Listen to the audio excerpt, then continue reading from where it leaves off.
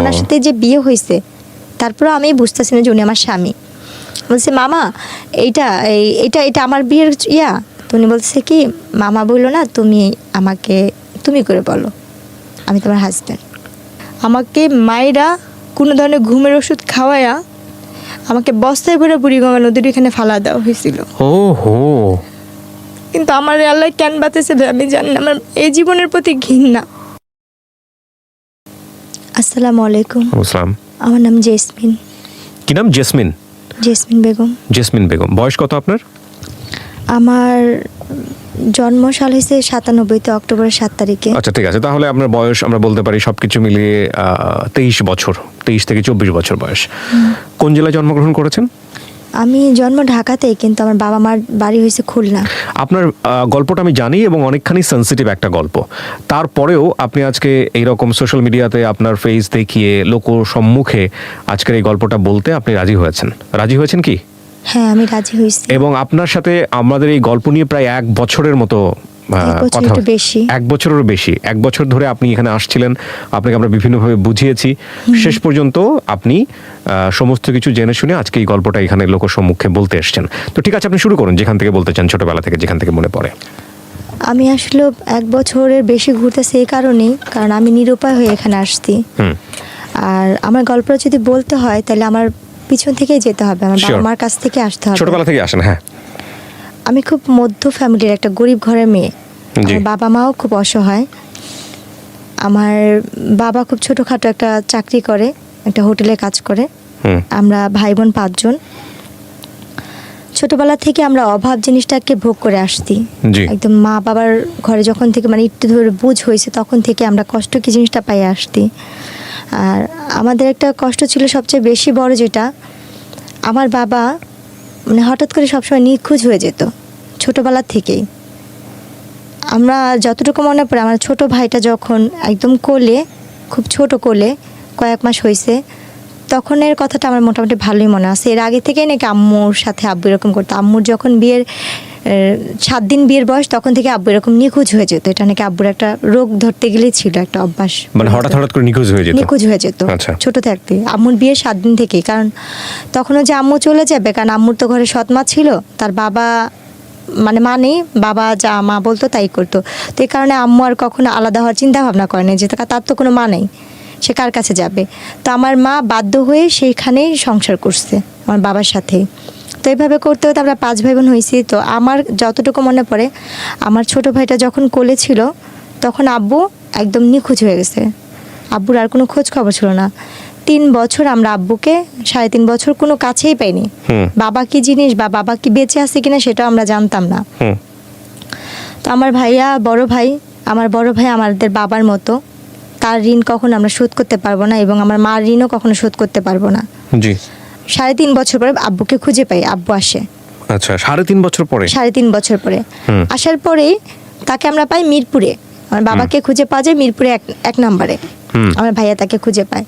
তো বাবাকে পাওয়ার পরে যেমনি হোক প্রত্যেকটা মেয়ে চায় সংসার টিকানোর জন্য, ভাঙার জন্য না। তো আমার আব্বু আসার পরে ওই আমার ছোট ভাইটাকে যখন কোলে রেখে গেছে, ওকে আয়সা পাইছে 2 বছরের। 2 বছরের পাওয়ার পরে আমরা আব্বু আসার পরে, না 2 বছর না 3 বছরের মানে বেশি, কারণ ভাইটাকে কোলে রেখে গেছিল। তখন আমার ভাইটা কথা বলতে পারে, ভালোই হাঁটতে পারে। তো আব্বুকে যখন পাওয়া গেছে, ওই আব্বুর কারণেই আমাদের মিরপুর যাওয়া। আচ্ছা। আব্বু মিরপুর বলতেছে যে আমি এখানে থাকবো না, এলাকা সবাই যেহেতু এটা নিয়ে জানাজানি হয়েছে, তুমি কাজ করছো, থাক, যার হয়েছে চল আমরা মিরপুর চলে যাই। তখন আমরা ওই এলাকা থেকে মিরপুর চলে যাই। আচ্ছা। মিরপুর আমরা যাই 2005 সালে। আচ্ছা। 2005-এ আমরা মিরপুর চলে যাই। যার পরে ওইখানে আমাদের আর কোনো কাজ করতো না, কারণ আব্বু আসলে আমাদের আর কোনো কাজ করতে হতো না। আব্বু যে কাজ করতো, হোটেলে কাজ করতো, তো আমাদের আল্লাহর রহমতে সংসার চলে যেত। তো কাজ টাজ করতো 5 বছর, মানে 2005-এ যখন আব্বুকে পাওয়া হয়, 6-এর দিকে আমার বোনের বিয়ে হয়। আমার বড় বোনের বিয়ে হয়ে যায়।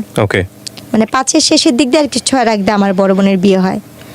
বড় বোনের বিয়ে হওয়ার পরে আমার তখন বয়স 10 বছর পার হয়ে যায়, 10-11 বছর পার হয়ে যায়, মানে 11 বছরের মাঝামাঝি। তো আমরা যে এলাকায় থাকি, ওই এলাকারই যে বাসায় ভাড়া থাকি, সে পাশের বাসায় একটা লোক ছিল। ওনারা আমাকে রাস্তায় খেলতে দেখে পছন্দ করতে, আমার বাবা মার কাছে বিয়ের প্রস্তাবও দিছে।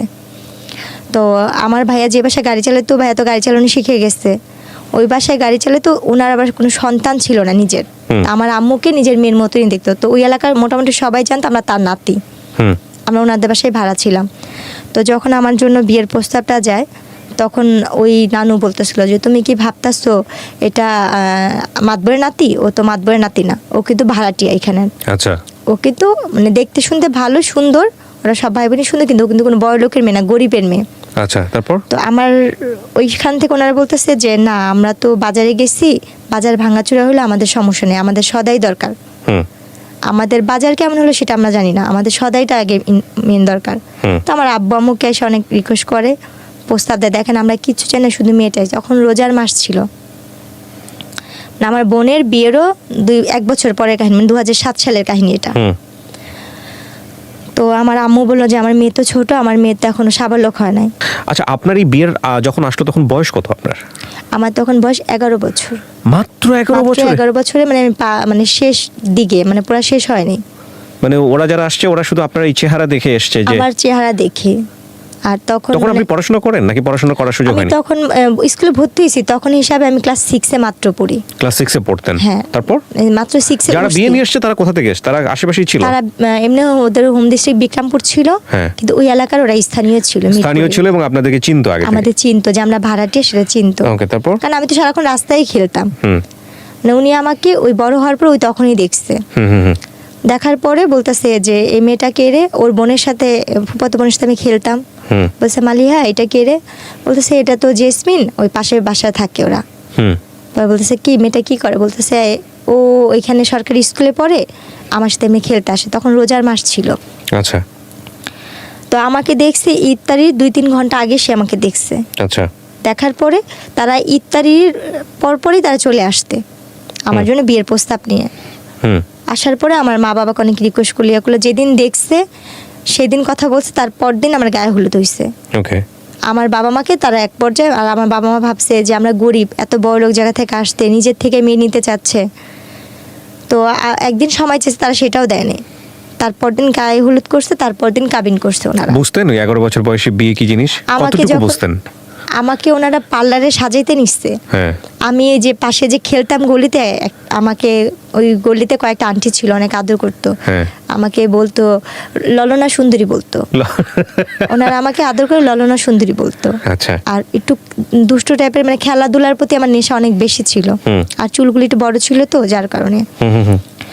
তো তারপরে যখন ওনারা পার্লার সাজে, আমি তো কখনো পার্লারে সাজি নেই, আমার জন্য এটা পুতুলের মতো সাজ। আমি হলুদের দিনও ওনারা সাজাইছে, আমি সেটা তো অনেক খুশি ছিলাম, ফুল টুল দিয়ে। আমার বিয়ের মিষ্টি আমি নিজেই চেয়ে চেয়ে খাচ্ছি। তারপর যেদিন আমার কাবিন হয়, সেদিন আমি পাশের বাসা আন্টিকে যা বলছি, পুতুল আন্টি দেখেন আমি আজকে আরো সুন্দর ললনা সুন্দরী হয়ে আসছি, দেখেন আমাকে কত সুন্দর লাগতেছে। সেদিন আমার কাবিন সাজলেন। সাজার পরে থাকে না মেয়েদের, তো সাজার প্রতি একটা আলাদা ন্যাক থাকে। দেখা নিজেকে আয়না যখন দেখতেছিলেন বউ হিসেবে, সাজার পরে? হ্যাঁ, আয়নাতে দেখে তো নিজের প্রতি নিজে অবাক হচ্ছিলাম যে আমি এত সুন্দর, বা আমি এত পুতুলের মতো লাগতেছে, আমাকে আমি চিনতে পাইনি। বাট বিয়ে কি জিনিস সেটা আপনি বুঝতেন না? বিয়ে কি জিনিস আমি নিজেই বুঝিনি। আচ্ছা আচ্ছা, তারপর বিয়েটা কি? তো তারপরে গিয়ে আমার কাবিন হলো 2007 সাল আগস্টের 28 তারিখ আমার কাবিন হয়েছে। তো কাবিন হওয়ার পরে ওই দিন তো কাবিন হলো, তো ওনারা কাবিনের পর দিয়ে না আমাকে যখন কাজী লিখতেছে কবুল বলবে, আমার আম্মু নিচে, মানে মেহমান আসছে, সবাই খাওয়া দাওয়া দিচ্ছে, আব্বু নিচে দাঁড়াচ্ছে কে কে আসবে। তো ওনারা বলতেছে কি তাতেই করেন, ইফতারির আগে বিয়ে পড়াবো, ইফতারির আগে বিয়ে পড়াবো। তা আম্মুরা বলছিল কি ইফতারির পরে একবারে ঠান্ডা মাথায় বিয়েটা পড়ে। তো ওনারা খুব তাড়াতাড়ি করতেছিল। ওনাদের বাসায় হয়েছে, আমাদের বাসাও না কাবিন হয় না, ওনাদের ফ্ল্যাটে ওনাদের বিল্ডিংয়ে নিয়ে কাবিন করেছে। কারণ আমাদের বাসা তো সুন্দর না, আমাদের বাসা তো মানুষ আসতে পারবে না, মেহমান আসতে পারবে না, এই জন্য। তো আমার আম্মু সবাইকে খাওয়া দাওয়া দিচ্ছে, কাজ টাজ করতেছে। এর মধ্যে আমার ভাইয়া বসা ছিল, আর আমার বড় বোনের ভাসুর বসা ছিল। জি। তো ওর মধ্যে ওনারা বলতেছে কি আমার বাবার নাম, আমার মায়ের নাম, সবার নাম নিচ্ছে, লিখতেছে। তো আমাকে কবুল বলতে বলছে। আমাকে কিন্তু আমার একবার মামি আর আমার নানি শিখা দিছিল, তোর যদি কবুল বলতে বলে তুই কখনই কবুল বলবি না, চুপচাপ থাকবি। অনেকক্ষণ পরে আমরা যখন বারবার তোরে বলবো বল বল বল, তারপর তুই বলবি। কিন্তু আমি আর সেই জিনিসটা বুঝিনি। আমাকে যখন কাজী বলতেছে বলো মা বিসমিল্লাহ কবুল, আমি বলছি হ্যাঁ কবুল কবুল কবুল, একসাথেই বলে দিছি কতবার, মানে হিসাব ছাড়াই। আমার এতটুকু মনে ছেলেটাকে পড়ে- দেখেছেন না আগে যার সঙ্গে বিয়ে হচ্ছিল আপনার? তাকে তো আমি ছাদে খেলার সময় দেখছি কিন্তু একবার। ওভাবে কখনো বড় ভাই হিসেবে জানতেন নাকি? মামা হিসাবে জানতাম। আর তার মাকে আমি নানি ডাকতাম। মাকে নানি ডাকতেন আর ছেলে? হ্যাঁ, আচ্ছা, ওকে। সেই তারপর? হিসাবে মামা হয়। হুম। আমার আম্মু এসে বলতেছে কি যে আসেন আমরা বিয়ে পড়া ফেলে আপা। আমার ফুপু শাশুড়ি নাম ধরে বলতেছে যে আসেন আমরা বিয়ে পড়া ফেলে। তো আমার ফুপু শাশুড়ি বলছে আল্লাহ বিয়ে তো হয়ে গেছে। আমি কান্না করতেছি, না না আমার তো বিয়ে হয় না, আমার তো বিয়েই হয় না, আমার বিয়ে করাইবা না। আমার ভিতর ধারণা ছিল যেমন টিভিতে নাটক বা ছবি দেখতাম যে হিন্দুরা ঘুরে যে এই আগুন রেখা ওইভাবেই বিয়ে। আচ্ছা আচ্ছা। আমার চিন্তা ধারণা ওইভাবে মানুষের বিয়ে হয়। বাবা বিয়ে কি জিনিসটা আমি অতটা বুঝিনি। ওইটা টিভিতে দেখি বিয়ে ওইটাই বিয়ে। যে না আমার তো বিয়েই হয় না, আম্মু আমার বিয়ে দেয় না। মানে এটা কবুল কবুল বলার পরে? হ্যাঁ, আমার কিন্তু বিয়ে হয়েছে 1 ঘন্টা হয়ে গেছে। ইফতারি আগে ওনারা বিয়ের কাজ সেরে ফেলছে। ইফতারি করার পরে আম্মু বলতেছে আসেন আমরা বিয়ে করাই। পরে আমার যে ফুফুসের কাছে উনি বলতেছে বিয়ে তো হয়ে গেছে। আপনার মাও জানে না এটা? আর আপনার বাবা ছিল? আব্বু তো নিচে, আমার ভাইয়ার কাছ থেকে নাম ঠিকানা নিয়ে ইয়ে করে ভাইয়া সাইন দিছে, আমার বড় বোনের ভাসুর সাইন রেজিস্ট্রি দিছে। বলে কবুল বলানোর যে বিষয়টা এটা বলছে। আচ্ছা হ্যাঁ, ওইটা করা ফেলছে। কবুল টবুল সব বলা শেষ, আমি এমনকি সিগনেচারও করছি, আমার নামটাও লিখছি। ওকে। পরে ওনারা বলতেছে কি এই যে ছবি তুলছি দেখো দেখো ক্যামেরা দিয়ে ছবি তুলছি, ওনারা বলতেছে। তো আমার যার সাথে বিয়ে হয়েছে তার একটা ফোন ছিল, কলমালা ফোন, টাচ ফোন বড়। তো ওই ফোনে উনি ভিডিও করছে, ছবিগুলো দেখাইতেছে। আমি টাকা হাসতেছি, কিন্তু উনি যে আমার স্বামী বা উনি যে কি, আমি তখনও তাকে মামা আমাকে ডাকতেছি। ওনার সাথে যে বিয়ে হয়েছে তারপরেও আমি বুঝতেছি না যে উনি আমার স্বামী। বলছে মামা এইটা এটা এটা আমার বিয়ের ইয়া। তো উনি বলছে কি মামা বললো না, তুমি আমাকে তুমি করে বলো, আমি তোমার হাজব্যান্ড। এরপরে গিয়ে ওনারা আর কি আমাকে বলতেছে, আমার আম্মাকে, আম্মু বলছে তাহলে আমরা ওরে নিয়ে যাই। বলছে না দেখেন যেহেতু কাবিন হয়েছে ছেলে মেয়ে একটু একসাথেই থাকুক। আম্মু বলছে না আপনারা তো বলছিলেন যে মেয়ে সাবলক না হওয়া পর্যন্ত আপনারা ছেলে মেয়েকে এক জায়গায় করবেন না। বলছে ও তাকে মামা ডাকতো, ওর তো একটু ফ্রি হওয়ার দরকার আছে, একটু থাকুক, কথা টথা বলুক, রাত্রে আমাদের সাথেই থাকুক, তারপরে আমি তারপর দিন নিয়ে দিয়ে আসবো নি। পরে আম্মু আব্বু মানে চুপচাপ থেকে পরে আমার নানি বলতেছে কি যে না ঠিকই আছে, রেখেই যা। আচ্ছা। কারণ থাকার দরকার আছে, বোঝার দরকার আছে যে ও এখন আরেক বাড়ির বউ, তো এই কাজটা। তো আমার শ্বশুর বাড়িটা ছিল রাস্তার এই পারে ছিল আমার শ্বশুর বাড়ি, 1 গলির পরে আর কি আমাদের বাসা। মানে আবার চাইলে ভিতর দিয়ে আরেকটা গুলি আসতে যাওয়া যেত, বলা যায় এই পারের ওই পার। এরপরে গিয়ে রাতে যে কাহিনীটা, ওনারা অনেক সুন্দর করে ফুল টুল দিয়ে ঘর সাজাইছে, রুম সাজাইছে, আমাকে নিচ্ছে। আমি নিজের ঘরে নিজে ফুল টুল নিয়ে টেটুটে নিয়ে খেলতেছি। আমি নিজেই ওইটা যে আমার ঘর, আমি ওনাকে সবসময় দেখে ভয় পাইতাম। ওনাকে যখন ওই রুমে দেখছি না, আমি ভয় চুপচাপ হয়ে গেছি। উনি না গুন্ডা, ওনাকে না সবাই ভয় পায়, এলাকার সবাই ওনাকে নাম ধরে যেটা বলে। উনি এই ঘরে কেন, উনি কি আমার সত্যি তেল স্বামী? উনি তখন বলল উনি আমার হাজবেন্ড। তো ওই জিনিসটা আমার ভিতরে ভয় কাজ করতে। তো তখন থেকে তার ভিতর থেকে আমার একটা দূরত্ব, সে যে আমার স্বামী সেটা আমি কখনোই মানতে পারতাম না, ভয় পাইতাম। আচ্ছা। তারপরে ওই দিন ওই ঘরে আমাকে কোনোভাবেই দিতে পারেনি। যতবারই দেয় হয় খাটের নিচে পলাই, এই রুমে ঢোকাচ্ছি, ওই পাশ দিয়ে বারিন্দা দিয়ে বের হয়ে যাচ্ছি। আমার সারাটা রাত এভাবেই গেছে। মানে কোনোভাবে আমি কান্নাকাটি করতেছি, চিগলাইতে আসছি। পরে আমার যে ফুপু শাশুড়ি ছিল উনি বলতেছে ঠিক আছে থাক, ও আমার সাথে ঘুমাক, আমি পরে তোকে ইয়ে করে দিবনি। তো রাতে তো খাওয়া দাওয়া করলাম ওনাদের সাথে সবাই একসাথে। খাওয়াটার পরে ছবি তুললো, আমাকে জোর করে উনি নিয়ে নেওয়া ছবি তুললো, আমার হাজবেন্ডের সাথে ছবি তুললো। পরে এক পর্যায়ে যেহেতু কেউ নাই আমার বাবা মা এখানে, আর যেহেতু আমার বিয়ে হয়ে গেছে এটা আমাকে বুঝতেই হচ্ছে, শ্বশুর বাড়িতে চলে গেছেন। হ্যাঁ, তখন ছবি তুললো, ছবি তুলছি, ওনাদের সাথে আসছি, কিন্তু ওনার সাথে আমি ওরকম ভাবে কথা বলছি না। উনি আমার শরীরে হাত রেখে ছবি তুলছে, আমি তারপর ভয় পাচ্ছি, শুধু ভয়ে ওখানে ছবি তোলা। এরপরে গিয়ে সকাল মানে রাতে যখন আমার ফুপুর সাথে শাশুড়ির সাথে ঘুমাইলাম, মাঝরাতে তখন 4টা বা 3:30 বাজে, হঠাৎ করে ঘুম ভাঙছে, দেখি যে না উনি ওই রুমে আমাদের সাথে একসাথে শুয়ে আসছে। আচ্ছা। তো যাক, তখন ওই মুহূর্তে তখন দিয়ে ওইটা বসে বসে কান্না করতেছি যে আমি মনে হয় আর বাবা মার কাছে যেতে পারবো না। এত বড় লোক বাড়ি, এত সুন্দর ঘর বাড়ি, কিন্তু কোনোটাই আমার ভালো লাগতেছে না, আমার নিজের মতো মনে হচ্ছে না। যতটা আমার ভাঙা ঘর বা খুব ছোট বাচ্চা যেসব অনুভূতিগুলো আসে, রাইট? হ্যাঁ, আমার ফ্যামিলিটাই আমার কাছে বেস্ট। তো আমি ভাবতেছি কখন সকাল হবে, কখন আমি বাসায় যাব, কারণ আমি এই বাসা তো চিনি আর আমাদের বাসাও চিনি। এভাবে করতে যখন সকালে ফজরের আজান দিল, আমি বসে রয়েছি। একবার লুকায়, ওনারা সবাই ঘুমে, কেউ জানেই না। আমি দৌড় দিয়ে যা দেখে আসছি, ওনাদের বাসা ছিল 3 তলা, তো 3 তলা থাকতো। দৌড়া যা দেখছি কে চিকেট খুলছে কিনা, দিদি না, কে চিকেট খুলে নেয় অত ভোরে। আবার দৌড়া চলে আসছে, এসে খাটের নিচে লুকায় আসছি, বসে আসছি। এরপরে যখন সকালবেলা 6টা বাজে, আমি তখন ওই মুহূর্তে বাসা থেকে চলে আমাদের বাসায় চলে যাই। গেট টেট খুলে আমি আমাদের বাসায় চলে গেছি। আমি আমাদের বাসায় যাই ঘুমা। আম্মু বলতেছে তুমি এত সকালে, আমি ওনারা আমার পাঠা দিচ্ছে, ওনারা বলছে তুমি বাসা যাও। আমি এই জন্য বাসায় এসে পড়ছি। তা আম্মু ভাবছে যে ওরা যখন সত্যি বলছে, তো আমি বাসায় যে ঘুমায় রয়েছি। এদিক দিয়ে ওনারা খুঁজতেছে বাসায়, আর আমাদের তো ফোন নেই যে আমাদের বাসায় ফোন দিবে, কোন মোবাইল টোবাইল কিছুই নেই যে ফোন দিবে। তো ওনারা খুঁজতেছে অনেকক্ষণ পর ওনাদের বাসায় কাজের মেয়েকে পাঠাইছে। পাঠা যায় বলতে, জেসমিন কি বাসায় গেছে? বলে হ্যাঁ, ও তো কোন সকালে এসে ঘুমায় রয়েছে, আপনার ওরা নাকি পাঠা দিচ্ছে ওর ফুপু শাশুড়ি। বলছে দেখছেন, আরে সবাই ম্যাডামরা খুঁজতেছে, ওরা কেউ পাইতেছে না। ওরা আম্মু মারে বকা দিল, 2টা থাপ্পড় দিল যে তুমি এখন বড় হয়েছো, তোমার বিয়ে হয়েছে, তুমি তো যখন তখন চাইলে আসতে পারবে না, আসলে কে তোমাকে নিয়ে ওনারা সংসার করবে? তুমি তো মেয়ে মানুষ, তোমার কপাল দোষে এখানে বিয়ে হয়েছে, ভালো জায়গায় বিয়ে হয়েছে। আম্মু বোঝাইলো, আম্মুর মতো করে আম্মু বুঝাইলো যে এখন ওইটাই তোমার আসল বাড়ি, ওখানে সুখ হোক দুঃখ হোক তোমার এখানে ভাগযোগ করে থাকতে হবে, আর তোমার কপাল ভালো যে তুমি এমন ফ্যামিলির একটা বউ হইছো। এইগুলো যেটা বোঝায় আর কি অভিভাবকরা। হ্যাঁ, বেশি দিন তো না, তুমি কয়দিন থাকো, তোমাকে পরে উঠা দেওয়া যখন হবে তখন এই কয়দিন ওইখানে যা থাকো, পরে আবার আম্মু নিয়ে দিয়ে আসতে। ওনারা সেদিন ওনাদের বাসায় অনেক মানে পার্টির আয়োজন করতে, লোকজন আসতে, বউ দেখছে, সবাই বলতেছে না বউ অনেক সুন্দর হয়েছে, সবাই নাম ধরে ধরে বলতেছে ওর বউটা অনেক সুন্দর, ভালো হয়েছে, কিন্তু অনেক ছোট, বয়স ছোট। বলছে হ্যাঁ ঠিক হয়ে যাবে। হ্যাঁ, যখন ঘুরতে গেছি আমার অলরেডি তখন বাচ্চা কনসেপ্ট করতে, যেটা আমি বুঝতে পাইনি যে আমার গর্ভে বাচ্চা। তো আমার যখন বিয়েটা হয়েছে, আমার ফুপু শাশুড়ি, আমার চাচা শ্বশুর এরা জানতো, কিন্তু এরা আবার কি করছে, আমরা গরিব বলে ছেলের মা বাবা মানে বাবা তো নেই, মা মানবে না বিধায় আমার বড় ভাসুর, আমার ফুপু শাশুড়ি, আমার চাচি শাশুড়ি আমার শাশুড়িকে জানায় নাই বিয়ের কথাটা। আমার শাশুড়ি নাকি জানতো না আমার বিয়ের কথাটা, কারণ সে তো গরিবের মেয়ে নিবে না।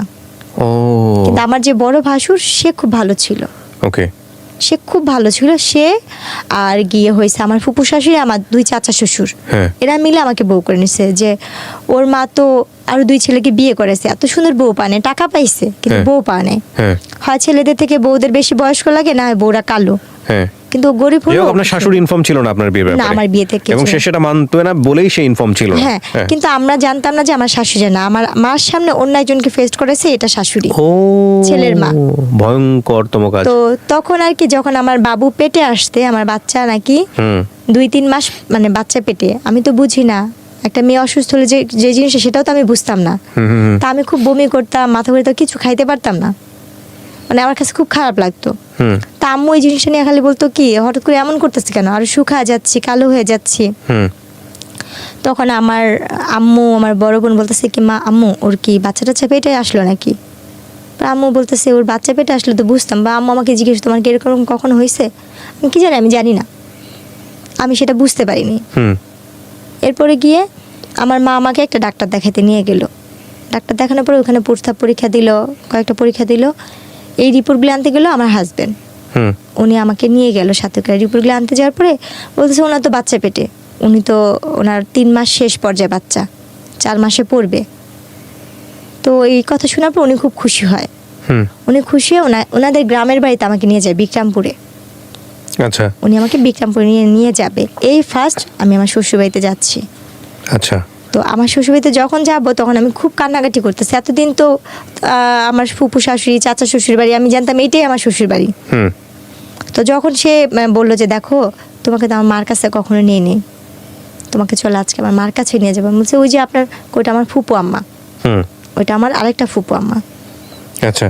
এরপরে গিয়ে উনি যখন নিয়ে যাবে আমি ভয় পেতেছিলাম যে আম্মু না যাবে, অনেক কান্নাকাটি করতেছি। আমার ছোট বোন আর মামাতো বোনকে নিয়ে যাই, আমরা একসাথে বিক্রমপুর যাই। আচ্ছা ভাইয়া, যেদিন যাই সেদিন আমাদের যাইতে যেতে রাত, মানে আমরা বিকালবেলা রওনা হয়েছি, তো শীতের দিন ছিল, এটা 2008-এ পড়ে যায় কাহিনীটা। আমাদের যাইতে যাইতে দেরি হয়ে যায়। আমরা গিয়ে ওখানে গিয়ে পৌঁছাই সন্ধ্যার সময়। তো ওই অবস্থা দেখে সে আমার মামি শাশুড়ির বাসায়, আমার আরেকটা ফুপু শাশুড়ির বাসায়, যে কিনা মুক্তিযোদ্ধা তার ফ্যামিলি, তাদের বাসায় নিয়ে ওঠায়। তাদের বাসায় রাখার পরে ওনারা বলতেছে মাশাআল্লাহ তুই তো বউ অনেক সুন্দর আনছে, আমাদের সবার বউ পছন্দ, মানে সবাই আমাকে অনেক আদর করতেছে। বলছে তোর মাকে বোঝানোর দায়িত্ব হচ্ছে আমাদের, তুই হিসাবে ছেলের বউ আমরা ভালো পাইছি, হাসি খুশি মিশুক। তো ওই রাত্রটুকু ওখান থেকে সকালবেলা আমাকে নিয়ে গেলো ওনাদের গ্রামে বেড়ে। প্রথম যে এক গ্রামে রাত্রে থাকলাম, তারপর দিন সকালবেলা ওই গ্রামে গেলাম, আমার শ্বশুরবাড়ির গ্রামে। তো যাওয়ার পরে ওখানে আর কি ওনারা বউ দেখে আমার শাশুড়ি বলতেছে খালি কি চামড়া ধলাই আনছিস, কোনো টাকা পয়সা আনিস নাই, বউর সাথে কিছু দেয় না। উনি আমার কানে হাত দিচ্ছে, গলায় হাত দিচ্ছে, হাতে হাত দিচ্ছে, হ্যাঁ শূন্যের কিছু নেই। তখন আমি বলতেছি কি আল্লাহ উনাকে তো দেখছিলাম ওই নানুর বাসায়, তাহলে উনিও তো আমাদের নানি হইতো, আর উনি খুব বয়স্ক ছিল। তো উনি আমার গলায় কানে হাত দিয়ে বলতেছে তোমার বাবা মা কিছু দেয় নাই, তোমার বাপ কি করে?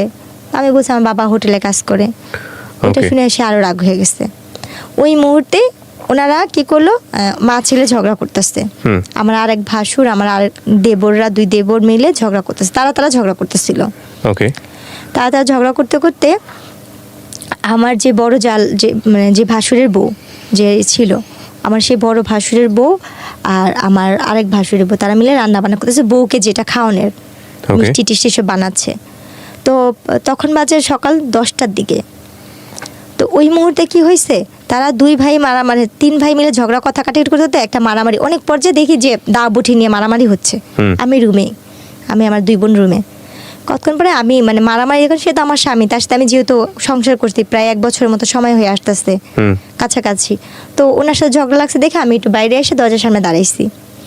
দাঁড়ানোর পরে আমার যে আরেক ভাসুর, মানে মেজো ভাসুর যাকে বলে, সে এসে আমার মুখে ভাষা একটা খারাপ করে একটা গালি দিয়ে আমার চুলটা টাইনা ধরে।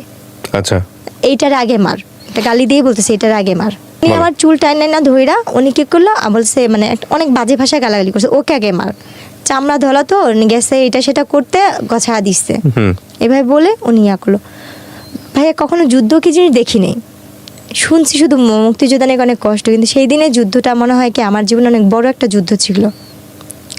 সেই দিন ওই মুহূর্তে আমাকে মারলো, আমার দুই বোনকে মারলো, আর সেই মায়ের কি ওরা ধরা মায়ের। ওহো, কে গায়ে তুল আপনার? এটা আমার ভাসুর, আমার দেবর। আপনার জামাই ছিল না ওখানে? ওনাকেও মারছে। মিথ্যা তো কেন বলবো, উনি খুব মানে যতটুকু সাধ্য উনি ইয়া করতে, ওনাকেও মারছে। উনি বলছে আমি যদি গরিব মেয়ে কিনে সংসার করে ভাত খেতে হবে, তোদের সমস্যা কি? আমি তোকে নিয়ে ভাত খাবো। এই নিয়ে ওনারা ভাইরা মারামারি করছে। কিন্তু আমি যে প্রথম দিন, তার আগের দিন যেই আমার ফুপু শাশুড়ি আর মামি শাশুড়ির বাসায় উঠছিলাম, তারা সেই খবরটা পেয়ে তাদের গ্রাম থেকে লোকজন নিয়ে আসতে, আইসা ওনারা আমাকে, আমার শ্বশুরবাড়ির সাথে দুই পক্ষ মারামারি লেগে ঝগড়া লেগে দা বটি মানে কাছি টাচি একজন আরেকজনকে কোপাকুপি মারামারি, এই এমনকি মেয়েরাও ওনা কোমরে বাইন্ধা মারামারি করতেছে। তখন আমার এই যে ফুপু শাশুড়ির মেয়ে আপু, ওই আপুটার নাম আমি বলতে চাচ্ছি না, আপুটা যেহেতু পলিটিক্স, ওই আপুটা আসছে। ওই আপুটা এসে উনি আমার ননদ হয় সম্পর্কে, কিন্তু বড় আমার বয়সে।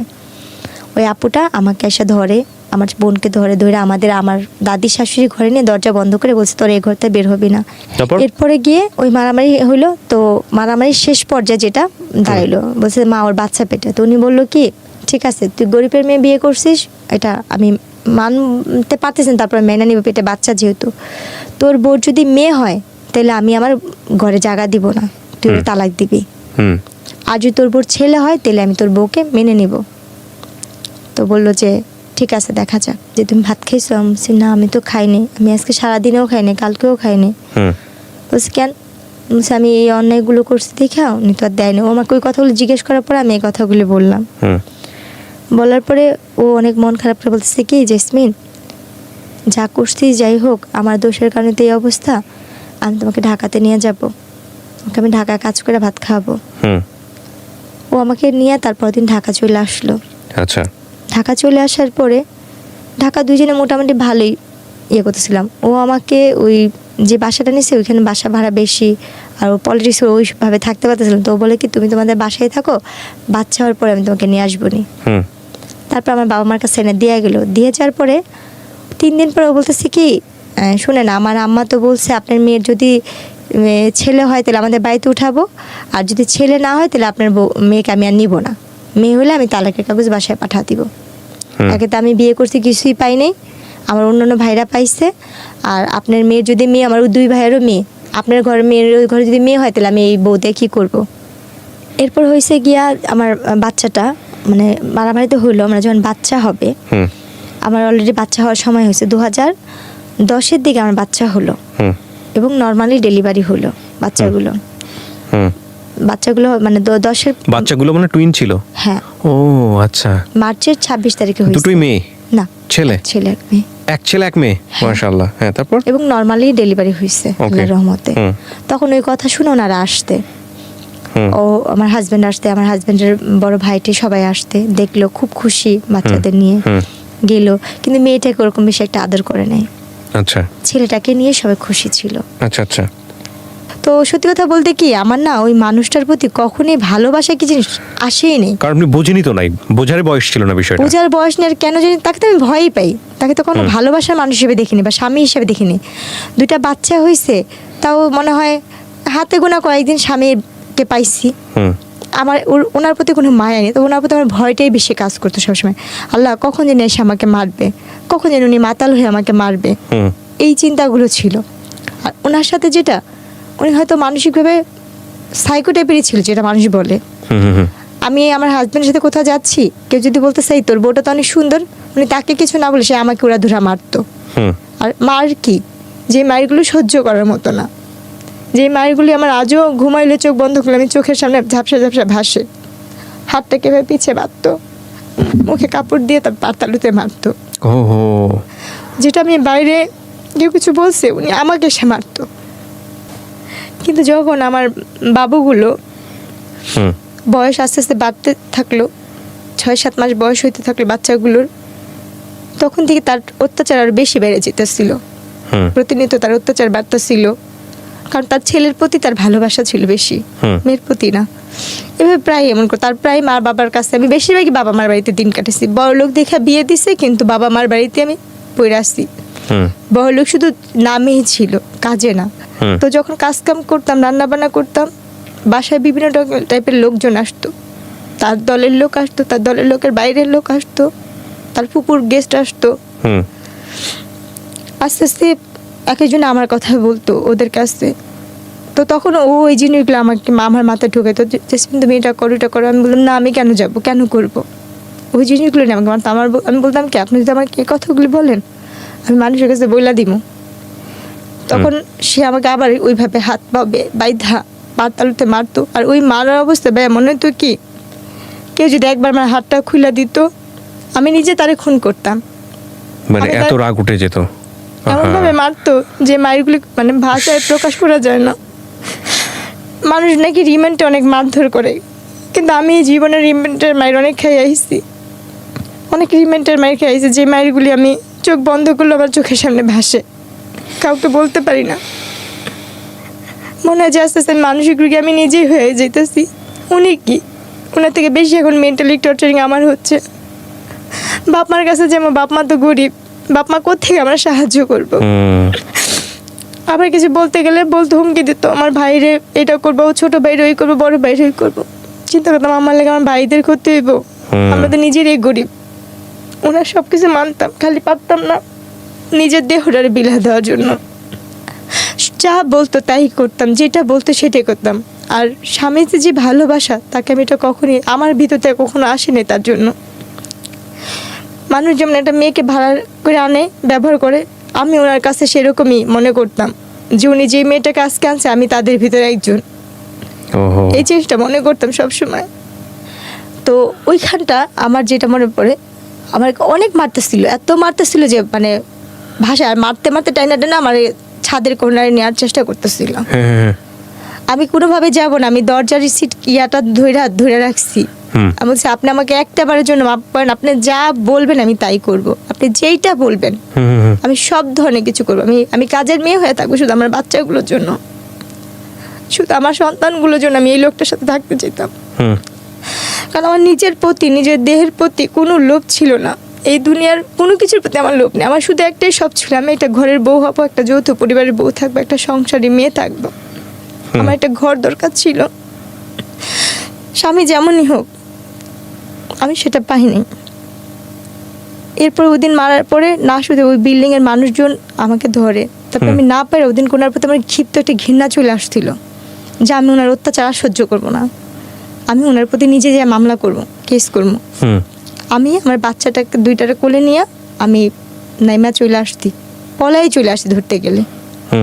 যে আমি বংশাল থানায় যাই ইয়া করে, ওনারা আমার মায়ের চিনুক দিয়ে মাথা ফাটা ছিল, শরীরের এখানে সেখানে মায়ের চিনুক দেখা ওনারা সাথে সাথে আমাকে ইয়ে করতে কেস নিয়ে নিচ্ছে। মানে আপনি মামলা করলেন কত সালে? ওইটা 10-এর দিকে, 2010-এর দিকে। হ্যাঁ। তারপর ওনারা নেওয়ার পরে নারী নির্যাতন মামলা। হ্যাঁ। তারপর করার পরে ও মা পুলিশ বাসায় আসলো, ওরকে বাসায় পেলো না, ওর ভাই ফোন দিল, ওর মা ফোন দিল, পুলিশ বললো আচ্ছা ঠিক আছে তুমি বাসায় চলে যাও। আমি ওইখানেই বসা, তারা কিন্তু আমার হাজব্যান্ডের সাথে কথা বললো, আচ্ছা ঠিক আছে এটা পারিবারিক ব্যাপার, তারা ঘরোয়াভাবে ম্যানেজ করে নেবে, আপনারা যান, চলে যান। তার চাচা উকিল, অনেক বড় উকিল, তার মামারা হয়েছে অনেক বড় লোক, তার ফুপুরা, তারা নিয়ে আমার বাবা মাকে ডাকা বললো কি আপনার মেয়ের এত বড় সাহস, আমাদের ফ্যামিলি সম্পর্কে সে জানে, এই সেই অনেক হুমকি টমকি দিয়ে ঠিক আছে ওকে আর ঢাকা রাখবো না, ওকে গ্রামে রাখবো, গ্রামেই থাকবে। এই বইলা কোনো কেস হলো কথা আমাকে গ্রামে নিয়ে গেল। গ্রামের চেয়ারম্যান মেম্বাররা বিচার করে দেওয়ার 2 দিন পরে 2 দিন সে আমার সাথে খুব ভালো ব্যবহার করলো, খুব ভালো ব্যবহার করলো। করার পরে 3 দিনের দিন আমার যেটা মনে পড়ে, আমার বাচ্চাদের ভাত খাওয়াচ্ছিলাম, আলহামদুলিল্লাহ পিছন থেকে আমার হাতটা কে ধরছে আমি সেটা জানি না, আমার আজও মনে পড়ে না। সামনে থেকে আমার শাশুড়ি এরকম আমার গালটা চেপা ধরছে 2 হাত দিয়া, আর আমার স্বামী আমার পাও 2টা ধরে রাখছিল। আমার অতটুক দৃশ্যই আমার মনে আছে, আর কিছু মনে নেই বা মনে পড়েও না। তারপর এরপরে যখন আমি 15 দিন না 20 দিন পরে যখন আমার সেন্স ফিরছে বা আমি একটু সুস্থ হয়েছি, তখন শুনি যে আমি মেডিকেলে, হাসপাতালে আমাকে মায়েরা কোনো ধরনের ঘুমের ওষুধ খাওয়ায়া আমাকে বস্তায় ভরে বুড়িগঙ্গা নদীর এখানে ফালা দেওয়া হয়েছিল। কিন্তু আমার আল্লাহ কেন বাঁচাইছে আমি জানি না। আমার এই জীবনের প্রতি ঘৃণা, নিজের জীবনের প্রতি শুধু ঘৃণ নেই। তখনই আল্লাহ আমার নিয়ে যেত এই দুনিয়া থেকে। যদি তখনই আল্লাহ আমাকে নিয়ে যেত, তাহলে আজকে আমি যেখানটা আসছি বা যেখানে কথা বলতে আসছি, হাজার হাজার মানুষ আমার যেখানে দেখবে আমাকে দেখতো না। এরপরে যখন আমি একটু সুস্থ হইলাম, আপনাকে ওই বস্তায় করে ওখান থেকে বের করছে কে, কি জানছেন? সুইপাররা নাকি, আমি যেটা শুনছি আর কি, হ্যাঁ সুইপাররা রাস্তা ঝাড়ু দেয় না, হ্যাঁ, ওনারা আমাকে দেখতেছে, আমার এই মাথাটুক একটু বের হয়ে নাকি ছিল, আমার সর্বমুখ নীল হয়ে গেছিল। আচ্ছা, পিত্ত নাকি যেরকম নীল থাকে আমার আম্মুর কাছে শুনছি, হ্যাঁ ওরকম নীল টাইপের। আমি নাকি একটু একটু করে মুখটা আমার এইখানটা খানিক নড়তেছে পানির জন্য, পানির জন্য নাকি গলাটা কাঁপতেছিল। তখন নাকি ওইখানে কারা নাকি ইয়ে করতে পানি টানি দিচ্ছে, মেডিকেলে নিচ্ছে। আমার যে ভাবির ভাই হয়েছে তখন ছিল একজন কনস্টেবল না, কিন্তু আপনাকে মেডিকেলে নেওয়ার পরে আপনাকে চিনবে কিভাবে মানুষ? চিনবে বলতে ওই যে আপনি পরিচয় বলে দিয়েছেন যে আমার বাড়ি অমুক, তাহলে পরিচয় বলিনি। তাহলে যেখানে আমার ফালানো হয়েছিল ওই থানার কনস্টেবলের কাজ করতো আমার ভাবির বড় ভাই, আপন বড় ভাই। উনি দেখে চিনেছে আপনাকে? উনি বলতেছে কি, আমার ভাবির নাম ধরে বলতেছে কি, তো ননদ কইরে জেসমিন কত গ্রামের বাড়িতে কত নাই। আচ্ছা, পরে বলতেছে কি তোরা একবার মেডিকেলে আসতে পারবি, সেম দেখতে ওর মতনই একটা মেয়ে। আচ্ছা আচ্ছা। আর এই কথা শোনার পর না, তার 3-4 দিন আগে থেকে মার মন তো, আমার মা নাকি খালি বলতে করে ওর সাথে একটু কথা বলতে পারতাম, ওর সাথে একটু কথা বলতে পারতাম, একটু দেখতে পারতাম। তো যখন ভাবির কাছে এই কথা শুনছে না, তখন নাকি আমার আম্মু খালি এটা আমার মেয়ে, এটা আমার মেয়ে, চলো যাই চলো যাই। তখন আমার ভাইয়া, আমার আম্মু, আমার খালাতো বোন সবাই মিলে গেছে মেডিকেলে। ওকে, তারপর যাওয়ার পরে ওনারা আর কি ওখানে আমাকে দেখলো, দেখে তো আমার আম্মু ধরে নাকি কান্নাকাটি করতেছে। আমি নাকি যাকে দেখতাম তাকে দেখে ভয় পাইতাম, যাকে দেখতাম তাকে দেখে আমি ভয় পাইতাম। আমি নাকি কারোর সামনে যেতে পারতেছিলাম না, যাকে দেখতাম তাকে দেখে বলতাম ও মারতে ও মারতে। তারপরে ওই সাংবাদিকরাও নাকি গেছিল ওইখান থেকে আমাকে ঢাকা মেডিকেলের মানবাধিকারের শাখায় পাঠা দিচ্ছিল নাকি ওসিতে। আচ্ছা, ওখানে আমার চিকিৎসা হয় এবং ওইখানে আমার এই চোখের কর্নিয়াটা নষ্ট করে দিয়েছিল। আমি 3 বছর চোখে দেখতে পারিনি, এই বাম পাশের এই চোখটার কারণে। এটার জন্য এই চোখেরও সমস্যা হয়েছিল। তারপর তো ওই সময় চোখে আমার আঘাত পড়ে এবং গলার মধ্যে এই ঠানটা ইয়ে হয়ে গেছে, কথা ফ্যাস ফ্যাস করে আসতো, কথা আচ্ছা। ভালো করে বলতে পারতাম না। তারপর এরপরে যখন আমাকে বাসা নিয়ে গেল, 20 দিনের না 25 দিনের দিন বাসা নিয়ে গেল, ওর যে যারা সাংবাদিক মাধ্যমে আমার চাচা শ্বশুর এসে বলছে এই কেস নিয়ে যদি ইয়া করেন তাহলে আপনাদেরই সমস্যা হবে। তখন আমার বাপ মা চিন্তা করলো আমরা তো এদের সাথে কখনো পারবো না, কিছু করতে পারবো না। তা আমার বাবা মা কি করলো, না পাইরা আমরা মিরপুর থেকেই ওই এলাকা থেকে আমরা আবার চলে আসলাম আচ্ছা খিলগাঁওতে। আচ্ছা এদের সাথে আমরা আর কোনো কিছুতে বাড়াবাড়ি করতে যাইনি। এরপর যেটা হয়েছে, মানবাধিকার থেকে আমাদের যথেষ্ট পরিমাণে সাহস দেওয়া হয়েছে। ওখান থেকে তারা আমাকে বলছে তুমি এক চুলো নড়বা না, তোমার টাকা পয়সা কিছুই লাগবে না, আমরা আসছি, আমরা করব। মানবাধিকার থেকে আমি যথেষ্ট সাহায্য পাইছি ওখান থেকে আমার চিকিৎসা হয়েছে, আমি সুস্থ হয়েছি। মানবাধিকারের ওখান থেকে আমার ট্রিটমেন্ট যতটুকু পারবা, আমার মামলা নিয়ে যতটুকু লড়ার ওনারা যথাসাধ্য চেষ্টা করতে। ওনাদের কাছ থেকে আমি কোনো কম পাইনি, ওনাদের কাছ থেকে আমি যথেষ্ট হেল্প পাইছি ওখান থেকে। আমার ভুলটা ছিল যেটা, ওরা আমার সাথে কথা বলছে ফোনে যে তুই কি চাস তোর বাচ্চাগুলোর জীবন নষ্ট হোক, বা তুই কি চাস কোনো ধরনের ক্ষতি হোক, মানে আপনার হাজবেন্ডের পক্ষের লোকজন থেকে। তখন আমি বলছি কি না, আমি সংসার করতে চাই আমার বাচ্চাদের জন্য। আমার বাবা মা, আমি তো মানসিকভাবে তখন সুস্থ ছিলাম না পরিপূর্ণভাবে। আমার বাবা মা আমাকে শিকল দিয়ে আটকা রাখতো, যদি আমি না যেতে পারি, আমি যখন থাকি। আমার মার সাথে আমার ভাইয়ের সাথে আমি অনেক খারাপ ব্যবহার করে আমি চলে যাই। আমি কিন্তু তখনও পরিপূর্ণভাবে সুস্থ না ভাইয়া, আমি তারপরও চলে গেছি তাদের কাছে। ওরা আমার কাছে নিয়েছে, আমি গেছি এক জায়গায় একজনের রুমেই ঢুকা দিছিল। হ্যাঁ, কিন্তু আপনি শেষ পর্যন্ত এটা সফলতা দেন নাই। হ্যাঁ, বাবাটাকে আপনি ওখান থেকে বের হয়ে আসলেন। ডাইরেক্ট বাপ ধরে পা জোড়া ধরছিলাম যে ও তো আমার স্বামী, ও আপনার কাছে দিছে কেন আমি জানি না। তখন উনি একটা গালি দেয়, বলছে যে ও কি মানুষের বাচ্চা, ও তো কাফের, ও তো এমনিতে মনে হয় তোমার বাবা, তো তোমার সাথে যেহেতু এই কাজ করছে তুমি এইখানে থাইকো না, তুমি চলে যাও। ও সব ধরনের কাজ করতে পারবো, ও একজন দালাল। ওই দিন আমার জীবনের শেষ রাতই বলা যায়। এরপর আপনি ডিসিশন নেন তাকে ডিভোর্স দিয়ে দিবেন। ডিভোর্স তো তারাই নিয়ে নিচ্ছে আমার থেকে, জোর করে মায়ের ধরে করে একটা কাগজে নিচ্ছে, বলছে কি এখানে একটা সই কর, একটা কাজে লাগবে। এটা যে অনেক আগে তার ডিভোর্স নিয়েছে সেটা আমি বুঝতে পারি। কত সালের এটা ঘটনা, ডিভোর্সটা? 2010 এর ভিতরে। আপনার বাচ্চার তখন বয়স কত? বাবুদের কত 8-9 মাস। 8-9 মাসের বাচ্চা ফেলে আপনাকে বাসা থেকে বের করে দেয়। 1 বছর হয় নাই না, হবে 1 বছরে ওদের একটা জন্মদিন। আপনি কি মামলা তুলে নিয়েছিলেন পরে? এই মামলা পরবর্তীতে কোথায় আছে, কিভাবে আছে, আপনার খোঁজ খবর নেন নাই? আমরা তো লেখাপড়া জানি, আমরা তো ওইটাই রাখিনি, মানে ওই কাগজপত্রই রাখিনি, আর কোনো কিছুতে যাইও নি। আর আচ্ছা, উনি আমাকে কি করছে, যেখানে নিয়ে যাবে একটা গাড়িতে উঠা দিছে, যে এক জায়গায় যাবো আজকে, ওইখানে একটা অনুষ্ঠান আছে চলো। এটা কি ডিভোর্সের আগে না ডিভোর্সের পরে? এটা ডিভোর্সটা সে আমাকে আগে নিয়ে নিছিল, আমি বুঝিনি, মানে পেপারসে সাইন করার পরের ঘটনা? হ্যাঁ। আচ্ছা, তারপর? সেদিনই আমাদের জীবনের লাস্ট ওনার সাথে দেখা এবং শেষ বিদায়। হ্যাঁ, উনি আমাকে একটা গাড়ি আসলো, গাড়ি আসলো, গাড়িতে আরো 3-4টা মেয়ে ছিল, আর কয়েকজন লোক, একটা লোক ছিল চাঁদি ছিল, তার চুল নেই, আর আরেকটা লোক ছিল অনেক মোটা করে, আর একটা লোক বয়স্ক, বাবার বয়স, আমার বাবার বয়স, বৃদ্ধ। তো ওই গাড়িতে উঠা দিল, আর আমার ব্যাগের মধ্যে কিছু কাপড় সেই ভাঁজ টাজ করেছে তার ফুপু আর সে। তো আপনাকে নিয়ে যাচ্ছে কোথায় আপনি জানেন না এটা? এরকম তো সে আমাকে অনেক অনুষ্ঠানে সে বাসাও আনে, বাইরেও নিয়ে যায় নাচের জন্য সহকারে, হ্যাঁ এভাবে করে নিয়ে যেত। তো সেই দিনের মতন সে আমাকে নিয়ে গেছে, আর ওইটা বলছে সে একটা ঘরোয়া একটা নাটক না কি বানাবে সে, এইটার জন্য সে নিচ্ছে, কারণ তার ফুপুরা মিডিয়াতে একটু টুকটাক কাজ করতো, তো ওই হিসাবে না। কিন্তু তো আপনি তো এর আগে একটা ভয়ঙ্কর রকমের দুর্ঘটনা আপনার লাইফে ঘটেছে, এই যে মানুষের রুমে পাঠিয়ে দেয়া, এবং সেখানে আপনি এরকম একটা ঘটনা ঘটার পরে তারপরে আপনি তার কথা সাড়া দিচ্ছেন কেন? আমি তো পরিস্থিতি আমার বাচ্চাদের জন্য আমি কাজ করে টাকা আনতাম, সেটাতে আমার সংসার চলতো। একটা কথা বলি, আপনি কিছু মনে করবেন না, অন্যায় যে করে এবং অন্যায় যে সহ্য করে, আমাদের একটা প্রবাদ আছে, দুজনেই সমান অপরাধী। একবার করেছেন ঠিক আছে, 2বার করেছেন ঠিক আছে, 3বার 4বার 5বার 6বার ধরে মূর্খ বলতে আমি লেখাপড়া না করার মতো না, ঠিক আছে, কিন্তু তারপরে আপনি এতবার ব্ল্যাকমেল, মানুষ তো ভালো মন্দ বোঝে প্রাণী হিসেবে, শিক্ষার কথা বাদই দেন। ওরকম ভাবে বুঝতাম না তাকে, মানে আপনার জামাই ধরে নিয়ে গিয়ে অন্য একটা মানুষের ঘরের মধ্যে ঢুকিয়ে দিচ্ছে জোর করে, সেখান থেকে আপনি তার হাত পায়ে ধরে বের হয়ে আসতেছেন। আর আমার প্রত্যেকটা মুহূর্তে তাহলে ওই ছিল আমি মানুষটার সংসার আপনি করবো। আপনার পেপার থেকে সাইন করে নিচ্ছে, আবার ওই মানুষটা আবার ওটা কিসের আপনাকে sign করছে পাঠাচ্ছে। আমি তো জানতাম না, যেটা আমার তালাক সাইন ছিল, আমি তো জানি না এটা আমার তালাকের কাগজ। কিন্তু আপনি সাইন করবেন কেন পেপারে?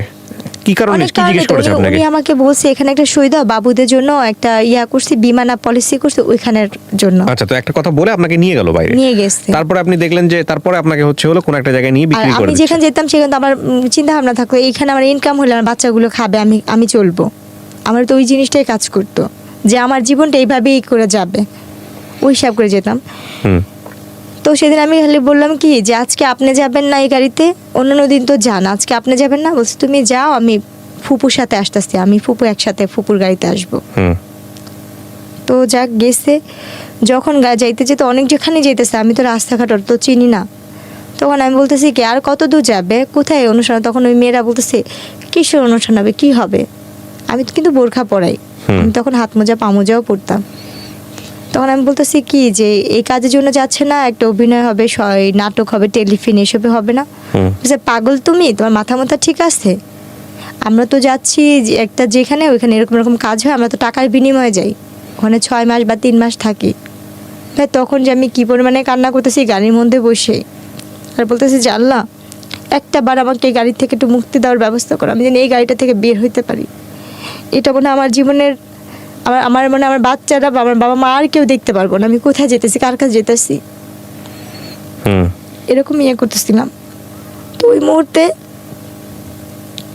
গাড়িটা যখন ওই বার হবে, ফেরি পার হবে, ফেরি পার হওয়ার সময় ওইখান থেকে ওখানে একটা আপু ছিল, খুব ভালো ছিল। ওই আপুটা বলতেছে কি যখন ফেরিতে উঠবো তখন তোকে আমি একটু হেল্প করতে পারবো, বাথরুমের নাম করে তুই এখানে বেড়াইতে পারবি, যেহেতু তুই এখানের মেয়ে না। তারপর এরপর যখন বাথরুমের নাম করে এখান থেকে বের হইলাম, আমি পলে ওইখানে একটা রুম, মানে উপরে যে থাকে যে বাথরুমের সাইডে, ওদিকে একটা লোকের বললাম কি আমার ওই গাড়িটা তুলে নিয়ে যেতেছে, আমার একে একটু বাঁচাবেন। কয়েকজন লোক জমাট হইলো, বলতেছে কোন গাড়িটা? আমি কিছু বলবো না, কারণ আমি ভয় পাইতেছি। এদের কাছে বলে এদের তো আমি চিনি, এরাও যদি আমার দুর্বলতার সুযোগটা কাজে লাগায়। আর আপুটা বলছে কাউকে বলবি না, তুই এখান থেকে পালাইতেছিস, তুই কাউকে বুঝতে দিবি না, তাহলে এখানে যে পশুগুলি আছে সেগুলি তোর আরো টাইনা ছিঁড়া খাইবো। আর তখন ওই সময়টা থেকেই আমার ভিতরে একটা শিক্ষা তৈরি হইলো যে আমি এই দুনিয়ার কাউকে বিশ্বাস করতে পারবো না, এই দুনিয়ার কেউ কারো না। এরপরে ওইখান থেকে তখন অনেক রাত্র হয়েছে মনে হয়, তখন অনেক রাতই, ভালো মতনই রাত। তখন ওই সময় আমি লুকায় বাথরুমেতে বসে আসছি, বাথরুম থেকে বের হচ্ছি না, কোনোভাবেই বের হচ্ছি না। আর আমি যে লোকগুলোকে বলছি ওই লোকগুলি আমাকে খুঁজতেছে। অনেকক্ষণ পরে ভালো করে বোরখার মুখটুক আটকে অন্য সাইডে এমনভাবে বের হলাম যে আমি কাউকেই কিছু বলিনি, আমি যে কোনো গাড়ি থেকে পলাইছি বা কিছু, ওরকম কাউকেই কিছু বুঝতে দিইনি। আমি আমার মতো ওই ফেরিতেই বসেছিলাম। এরপর যখন ফেরিটা ঘাটে ভিড়লো, এরা তো খুঁজতেছে কোনোভাবে পাচ্ছে না। আমি গাড়িটাকেও দেখতেছি লুকা এক সাইডের থেকে ভিতরে। ওইখান থেকে দেখি কি গাড়ি থেকে 3-4 জন বের হয়েছে, চান্দমাথা যে লোক উনিও বের হচ্ছে। পরে আমি তাড়াতাড়ি করে জোরে জোরে হাইটা আগা ফেরির মধ্যে যে খাবারের দোকানগুলো থাকে না, যে খাবার খায় হোটেল টোটেল, ওইখানের ভিতরে ঢুকছি খুঁজে ওইখানে ঢুকে আমি এক সাইডে গিয়ে এক পাশে যে দাঁড়া, মানে এমনভাবে করতেছি যে আমি দোকান থেকে কিছু কিনতেছি, যে আমাকে কেউ না দেখে বা না করে। কারণ আমি তখন বুঝি যে আমার যে করেই হোক আমার এই জায়গাতে বাঁচতে হবে, এবং আমি এইখান থেকে বাঁচার পরে ওই স্বামী নামে যে পশুটা ছিল তার সাথে আমি আর কোনো ধরনের যোগাযোগ করব না, তার সাথে আমি আর কোনো ধরনের সম্পর্কেই রাখবো না। আমার নসিবে যা আছে তাই হবে। কারণ আমি তো বাচ্চাদের রাখার জন্য, আমার বুকে রাখার জন্য আমি অনেক চেষ্টা করছি। আমার 2টা সন্তানকে আমি অনেক কষ্ট করে পালছি। আজকে আমার সেই বাচ্চাদের আমি চোখেও দেখি না, জানিও না কোথায় আছে, কিভাবে আছে, কিছুই জানি না। শুধু অভাবের কারণে আমি তার সব ধরনের অত্যাচার, সব ধরনের কথা আমি মাইনা নিচ্ছিলাম। এরপরে যে ওর গাড়িটা নেমে গেছে, গাড়িটার থাকে না, অপেক্ষা করে না আমার একজনের জন্য আর 10টা মেয়ে করবে। আর মানুষ যেহেতু ওখানে ভিড় হয়ে গেছে, এরপরে গিয়ে ওই গাড়িটা চলে গেল আর আমি বসে রাখলাম যে এই ফেরিটা কখন আবার ওই পারে যাবে। ওই পারে গেলে আমি ওইখান থেকে গাড়িতে, আমি আবার একটা মুরব্বিকে আন্টিকে জিজ্ঞেস করলাম যে আচ্ছা খালাম্মা, আমি এখান থেকে ঢাকা গেলে কীভাবে ঢাকা যাব? পরে বলতেছে তুমি ঢাকা গেলে তো তোমার ঢাকার বাসে উঠতে হইব। তা আমি বলছি আন্টি ঢাকার বাস কোথায়, এইখান থেকে পাবো? বলতেছে না, ওইখান থেকে যে গাড়িগুলো আসবে তুমি সেইগুলিতে উঠবা, এটা তো ওদিকে যাবে, ওদিক থেকে যেটা আসবে সেটা ঢাকার দিকে যাবে। ওকে। আমি কখনো রাস্তাঘাট নিই না যে আমি কোথাও যাব। তখন আমি ওখানে বসে থাকলাম যে কখন ঢাকার বাস আসবে। আর যেহেতু আমি ভালো করে পড়তে পারি না, আমি যে ক্লাস 6 পর্যন্ত পড়ছি, আমার মানসিক টর্চারিংয়ে বা আমার যে এই ধরনের পেশাগুলো গেছে ভাই, আমি এখনো পড়তে গেলে হিমশিম খাই, মানে আমার ভালো করে মনে পড়ে না। তখন আমি কি করলাম, বসে পর অনেকক্ষণ বসে থাকার পর দেখতেছি যে ঢাকা লেখা যে বাসগুলো, ওখানে একটা যে বাস আসতে, বাসটার নাম হচ্ছে ফাল্গুনি, একটা কাউন্টারের কোনো একটা বাস ঢাকা যাবে, ঢাকা খুলনা যশোর এরকম নাম লেখা, মানে কয়েকটা ইয়ে। তখন আমি বললাম কি এই বাসটা কি ঢাকা যাবে? পরে বলতেছে কি হ্যাঁ এটা তো ঢাকা যাবে। পরে আমি নাম বলতেছি ভাই আমার ব্যাগটা হারায় গেছে, আমার কাছে কোনো টাকা পয়সা নেই, আমাকে কি ঢাকা নেওয়া যাবে? পরে বলতেছি কি দেখতে আসছো আমার হাতে কোনো ব্যাগ নেই বা কোনো টাকা পয়সার মতো কিছু নাই। পরে আচ্ছা যান উঠেন, যদি যাত্রী বেশি হয় আপনাকে দাঁড়া যেতে হবে।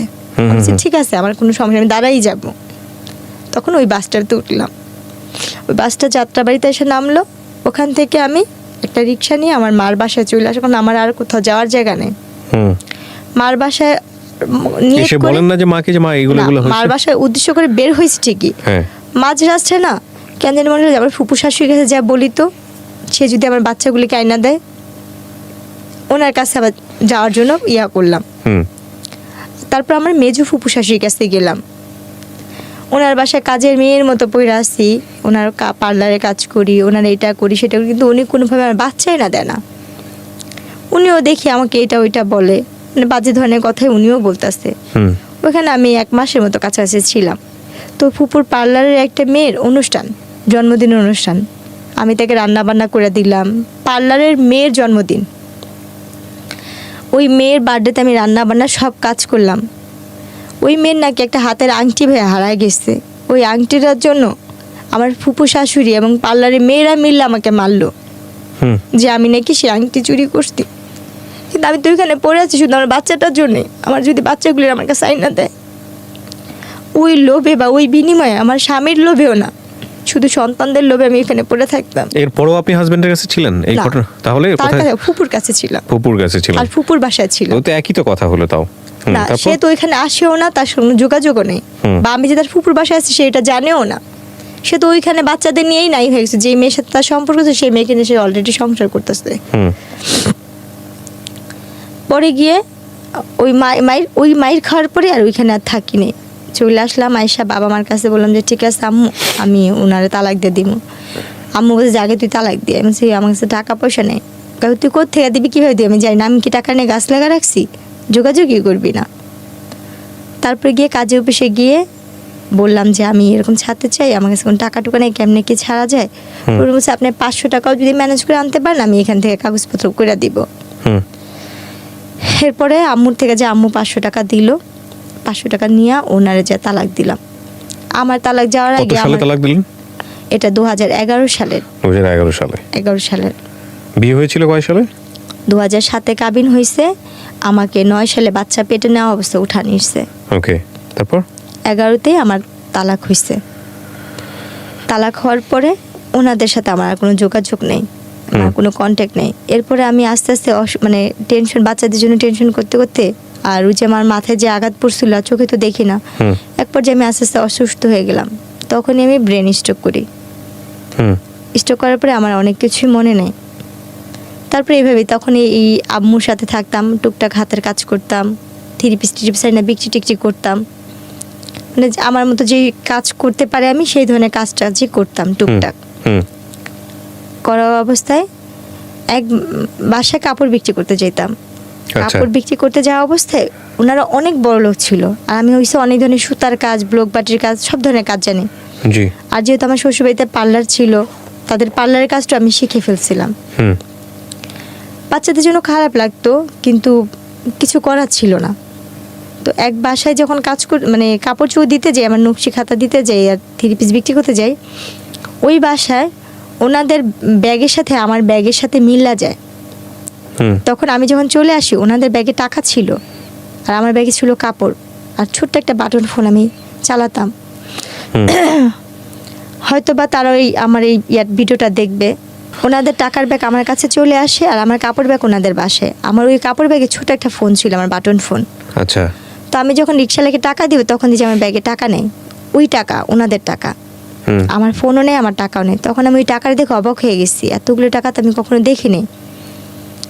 তখন গিয়ে আমি কি করলাম, বাসায় নামলাম না, আমি আমার ওই নাম্বারে ফোন দিচ্ছি বারবার। ধরেন সারাদিন এরকম পার হয়েছে, সন্ধ্যার দিকে ফোন ধরতে।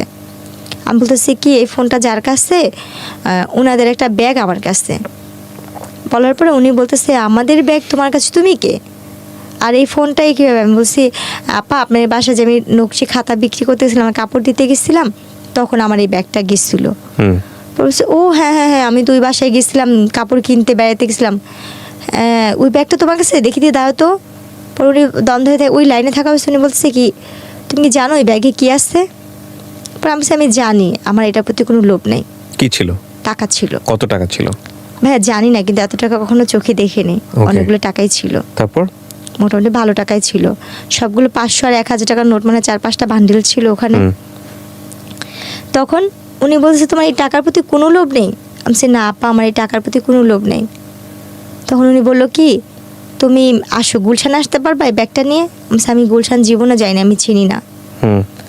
পরে উনি বললো যে ধানমন্ডিতে আসতে পারবা? আমি তাও চিনি না, আমি কখনো যাইনি এসব জায়গায়, আমি কী করে চিনবো? তখন উনি আমাকে বলছে ঠিক আছে আমি কোথায় আসবো? আমি বলছি আমি তালতলা চিনি।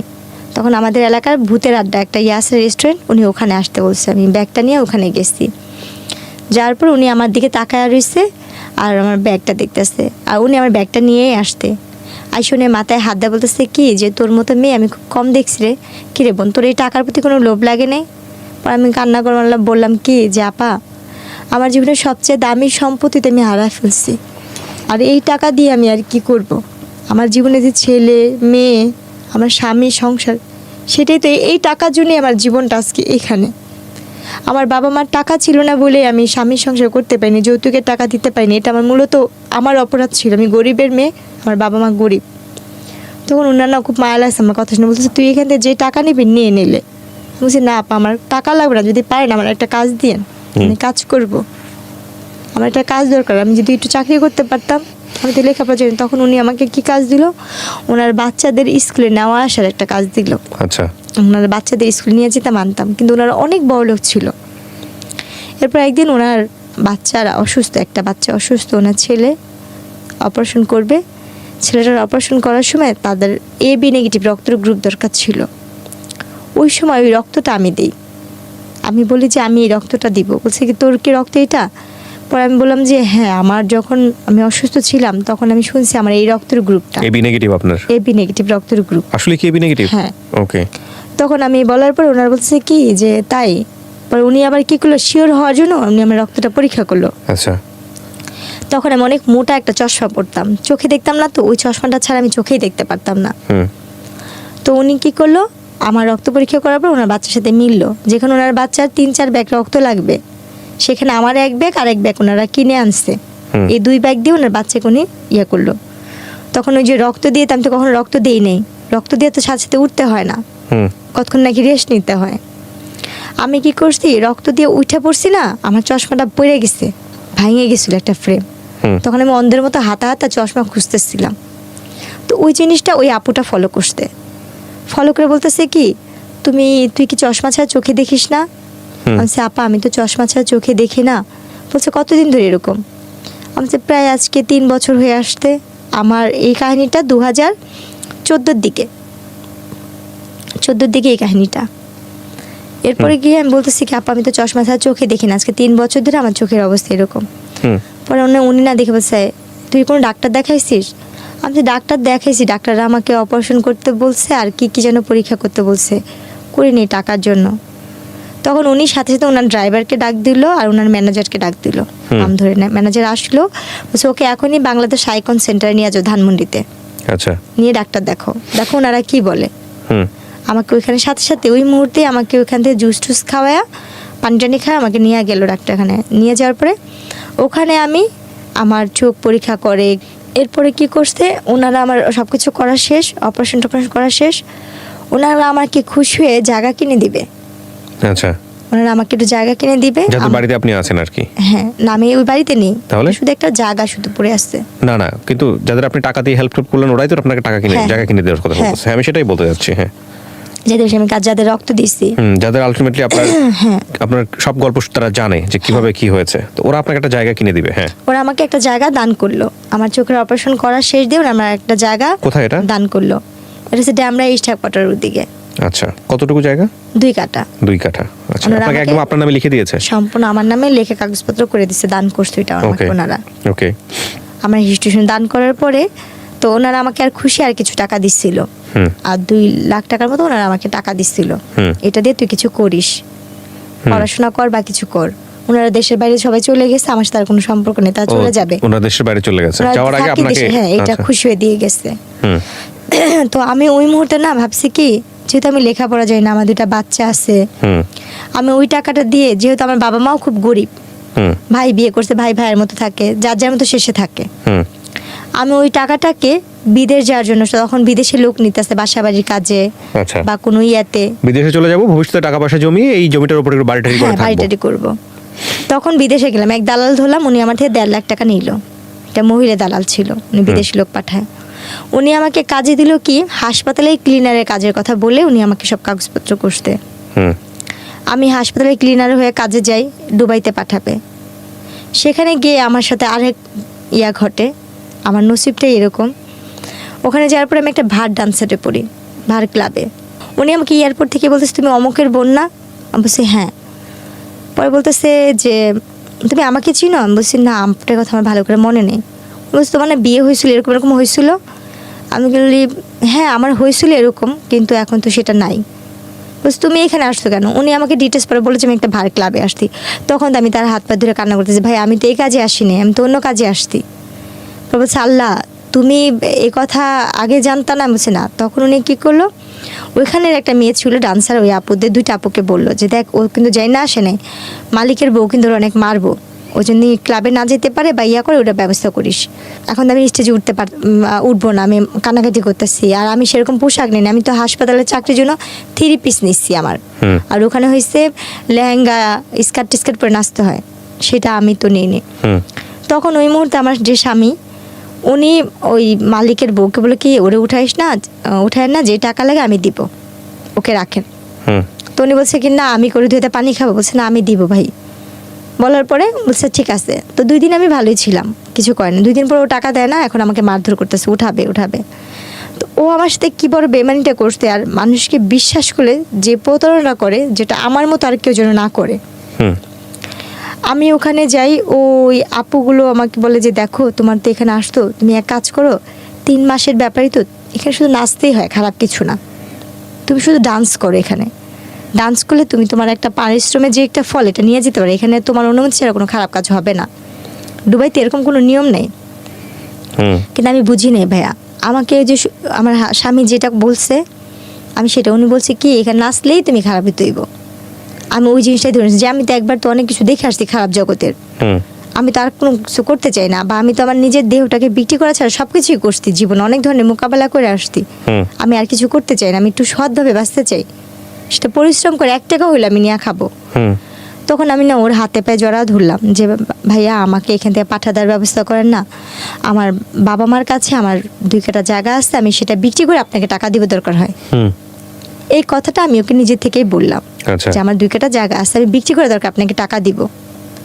তখন ও চুপচাপ থেকে তারপর দিন আমাকে বলছে তুমি যদি এখান থেকে বাঁচতে চাও তোমাকে আমার বিয়ে করতে হবে, আমাকে যদি তুমি বিয়ে না করো তাহলে তুমি এখান থেকে বাঁচতে পারবে না। তো এইভাবে ফুসলায় আপনাকে বিয়ে করে। হ্যাঁ, ও যখন ওইখানে বলছে আর আমি তো এখানে অসহায়ের মতন, তখন আমি না আমার মার সাথে এই কথা বলতে, আমার তো ফোন নাই, ওরে বললাম যে আমার মার সাথে একবার কথা বলতে দেন না, কেউ আমার মার সাথে যোগাযোগ করতে দিল না।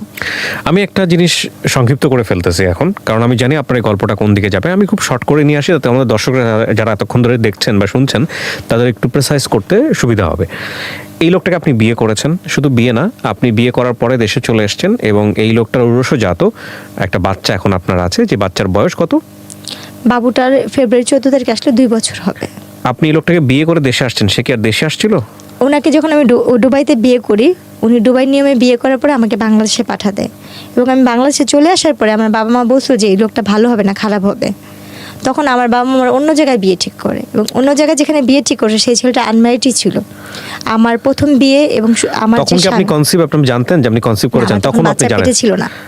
ওর ফ্যামিলির সাথে কি আপনার যোগাযোগ হয়েছে? হ্যাঁ, ওর বাবা ফ্যামিলির সাথে যোগাযোগ আছে। ওর বাবা মা সবাই আমাকে নিয়েছিল, এবং ওর বাবা মার আগের বিয়ের কথাটা জানে না, পরবর্তীতে জেনেছে। পরবর্তীকাল তারা নাকি শোনা শুনছে, কিন্তু এটা আমার হাজবেন্ড কখনো ফেস করে নাই। এটা সম্পূর্ণ সে গোপন রাখছে। এখন বাচ্চা আছে, আপনার হাজবেন্ডের সাথে আপনার যোগাযোগ আছে?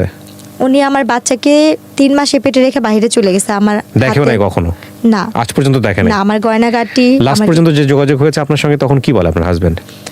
লাস্ট কবে যোগাযোগ হয়েছে? কথা হয়েছে যেদিন আমার ছেলেটা হয়েছে, ঠিক সেই দিনই। 14 ছেলের বয়স কত?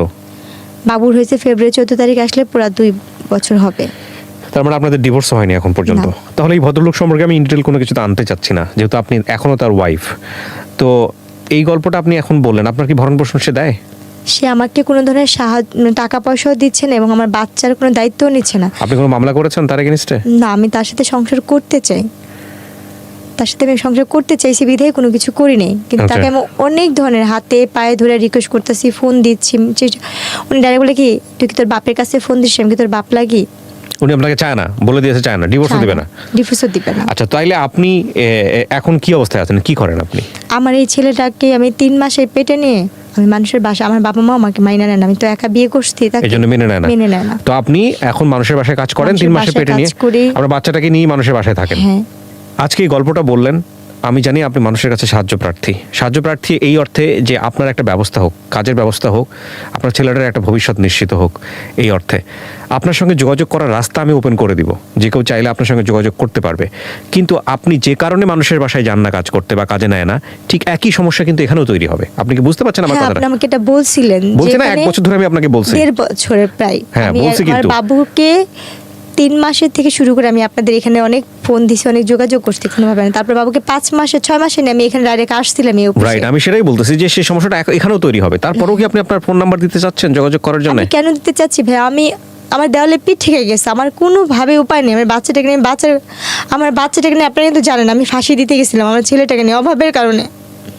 আমার ছেলেটা দুধ খেতে পারে না, আমার ছেলেটা দুধের জন্য কান্না করে, আমি দুধ কিনা খাওয়াইতে পারি না, আমি ভাতের মার খাওয়াই। প্রিয় দর্শক এবং শ্রোতা, আমি সবকিছু আপনাদের কাছে ওপেন করেছি। আমার 2টা সন্তান আমি হারাইছি, আমি এই বাচ্চাটাকে নিয়ে এই গল্পটা অনেক কিছু শেখার আছে এই গল্প থেকে, যে একজন নারীর যদি শক্ত ভিত্তি তার পায়ের নিচে না থাকে। আমি এই ধরনের গল্প আপনাদের সামনে বহুবার উপস্থাপন করেছি, বহুবার, যে শক্ত ভিত্তি যদি তার পায়ের নিচে না থাকে, অর্থনৈতিক ভিত্তি যদি শক্তি না হয়, ডিসিশন নেবার ক্ষমতা যদি তার না থাকে, তাহলে একটা নারীর জীবন কতটা বিষে ভরা হতে পারে, সামাজিকভাবে সে কতটা পশ্চাৎপদ অবস্থার মধ্যে থাকতে পারে, সেটা হচ্ছে বাস্তব উদাহরণ। আরেকটি মানবিকতার জায়গা আছে আজকের এই জীবন গল্পে। আপনার এই মানুষটির সবচেয়ে বড় যে সমস্যাটি হয়েছে, সে যেখানে কাজ করতে যাবে চেহারাই তার জন্যে কাল হয়ে দাঁড়িয়েছে। আমরা আমাদের এই অনুষ্ঠানে অনেক মানবিকতার উদাহরণ দেখেছি। আমি চাই আমাদের এই বোনটির একটা ব্যবস্থা হোক। যে করতে পারবেন, যিনি করতে পারবেন, তার জন্য আমার অফুরন্ত দোয়া থাকবে। আমি নাম্বারটি ওপেন করে দিচ্ছি, বাট আপনাদের কাছে বিনীত রিকোয়েস্ট হচ্ছে, মানুষের পরিচয় দিয়েন, অ্যাটলিস্ট অমানুষের পরিচয় দিয়েন না, সাহায্য যদি করতে না পারেন। যদি এই বোনটির একটা কর্মসংস্থান হয়ে যায় বা একটা স্বাভাবিক জীবনে সে যেতে পারে, সেটা নিঃসন্দেহে অনেক বড় পাওয়া হবে। এবং একই সাথে যারা কিছুই করতে পারবে না, দোয়া করবেন ওর জন্যে। এবং যদি শেখার কোনো কিছু থাকে তাহলে অবশ্যই বলবো যে পায়ের নিচে মাটি শক্ত না করে কোনোভাবেই এমন কোনো সম্পর্কে জড়ানো উচিত না, বা কাউকে ইন্সপায়ারও করা উচিত না যে যাতে করে তার জীবনটা দুর্বিষহ হতে পারে। আমি শেষ একটা প্রশ্ন করব, তারপরে হলো আপনাকে আমি আপনার যোগাযোগ নাম্বারটা এখানে দিতে বলবো, যে নাম্বারে যদি কেউ সাহায্য করতে চায় সে যেন যোগাযোগ করতে পারে, এবং সেটা আপনি স্বেচ্ছায় করছেন, সমস্ত কিছু জেনে শুনে করছেন। আপনি আমাকে বলেন, আপনার তো 2 কাঠা জমি আছে, আপনি চাইলে ওটা বিক্রি করে দিয়ে তো একটা কিছু করতে পারতেন, কেন করেননি? ভাইয়া ওটা এমনভাবে যারা আমাকে দিচ্ছে আমি বিক্রি করতে পারবো না। এভাবে দেওয়া আছে? হ্যাঁ, এভাবে দেওয়া আছে। নাহলে তো ওইটা বিক্রি করলে আপনার 3 লাখ করে 12 লাখ করে কাঠা হইলে আমি 2 কাঠা বিক্রি করলে হয়তো নিচের পক্ষে 4 লাখ বা 5 লাখ টাকা হয়তো বা পাবো, কিন্তু এটা এমনভাবে তারা দিচ্ছে আমি বিক্রি করতে পারবো না। আচ্ছা, আমি নাম্বারটি দেওয়ার আগে আপনাকে আবারও সতর্ক করছি, এই নাম্বারটি দেওয়ার ফলে কোনো লিসনারের সঙ্গে, কোনো ভিউয়ার্সের সঙ্গে যে কোনো ধরনের ব্যক্তিগত সম্পর্কে জড়ানো, যে কোনো ধরনের নেগেটিভ কোনো কিছু তৈরি হওয়া, বা কোনো ধরনের কোনো কিছু যেটা আপনার জীবনের জন্য দুর্বিষহ হতে পারে, সেটার দায়িত্ব সম্পূর্ণই আপনার। এ বিষয়ে ঢাকা এফএম বা আমি আরজি কিবরিয়া কোনো ধরনের দায় নিব না। এটা জেনে শুনে আপনি নাম্বারটা দিচ্ছেন। কার সঙ্গে আপনি কথা বলবেন, কার সঙ্গে আপনি সম্পর্কে জড়াবেন, কার সঙ্গে আপনার কি হবে না হবে, সমস্ত কিছু সবকিছু আপনার, এখানে আমাদের কোনো দায় নেই। আপনি কি বুঝতে পেরেছেন আমার কথাটা? হ্যাঁ, সেটা বুঝতে পারছি। জেনে শুনে আপনি দিচ্ছেন, আপনার যদি ভালো হয় সেটাও আপনার, যদি মন্দ হয় সেটাও আপনার, ঠিক আমি আছে? এখানে সবার কাছে শুধু একটা কথাই বলবো, আমার জীবনে প্রথমে যেটা হয়েছে আমার বাবা মার ভুলের কারণে, অভাবের কারণে আমার বাবা আমাকে বিয়ে দিচ্ছে। রাইট। এটা হয়েছে আমার তরফ থেকে কথা। আমার মতো জেসমিন যারা সবার ঘরে জন্ম হয়েছে, যারা গরিব ফ্যামিলি, বিশেষ করে এদের বাবা মা যদি রিক্সাও চালায় ভাত খাওয়া সন্তানকে যেন অল্প বয়সে বিয়ে না দেয়, এটা থাকবে। আর এখান থেকে আমি কি পাবো আমি সেটা জানি না, মানে চেয়ারের কারণে একটা বড় লোকের ঘরে দিয়ে দেয়, এটাও যেন না করে। কিন্তু আমার মতো এরকম একটু সুন্দর হলে বা একটু কিছু হলে চেহারার জন্য আহামরি বড় লোকের লোক যাতে না করে একটা গরিবের ঘরে বিয়ে দেয়, যে রিক্সা Right, চালায় right. গামছায় ভরে ভাত আনবে, চাল আনবে, সেটা রান্না করে খাবে। এক্স্যাক্টলি। শুধু গরিবের মেয়ে বলে ভালো থাকবো বলে আমার বাবা মা ভালো দেখে বিয়ে দিয়েছিল। ওই বিয়েটাই আমার জীবনের অভিশাপ। আর আমি আমার জায়গা থেকে বলবো, যারা একটু কোনো কিছু কারোর মাধ্যমে সাহায্য পাওয়ার পরে অন্য কাউকে বিশ্বাস করে ভালোবেসে কারোর কাছে যেন না যায়। ফোন নাম্বারটা বলেন, আপনার কোনো ফোন নাম্বার আছে যেটা আপনার সঙ্গে কথা বলা যায়? নাম্বারগুলো হয়েছে আমার। জি বলেন।